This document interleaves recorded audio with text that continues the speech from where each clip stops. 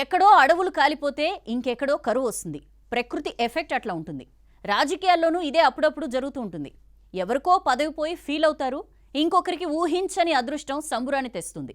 ఇప్పుడు assembly election results కూడా ఓ MP సెగ్మెంట్లో ఇదే ఎఫెక్ట్ చూపిస్తోంది.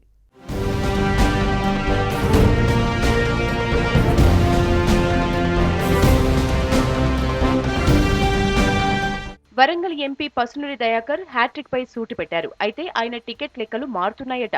ఎవరి వల్ల తన పొలిటికల్ లైఫ్ టర్న్ అయిందో వాళ్లతోనే గండం వస్తోందట. పసునూరికి కాంపిటీషన్ లో ఇద్దరు నేతలు రెడీగా ఉన్నారట. వర్ధన్నపేట మాజీ ఎమ్మెల్యే ఆరూరి రమేష్, స్టేషన్ ఘన్పూర్ మాజీ ఎమ్మెల్యే రాజయ్య వరంగల్ ఎంపీ సీటుపై కన్నేశారట.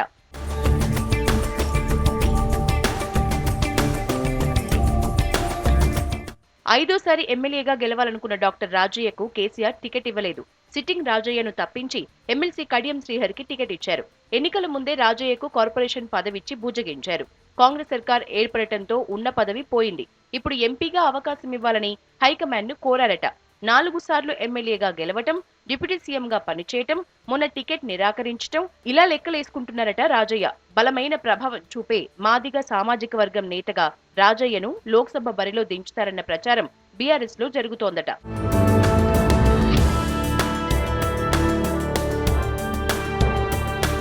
ఇక వర్ధన్నపేట మాజీ ఎమ్మెల్యే ఆరూరి రమేష్ కూడా గట్టి ప్రయత్నాలే చేస్తున్నారట.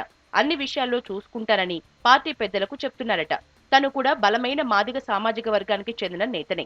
ఎంపీగా పోటీ చేస్తాననే విషయాన్ని ఇప్పటికే కేటీఆర్, హరీష్ రావు చెవిలో వేశారట. తనదైన రీతిలో పార్టీ పెద్దలపై ఒత్తిడి చేస్తున్నారట. లోక్సభ బరిలో బలమైన నేతల్ని పెట్టాలని చూస్తున్నారట కేసీఆర్. ఆ లెక్కన అన్నీ తనకు సరిపోతాయని చెప్తున్నారట ఆరూరి రమేష్.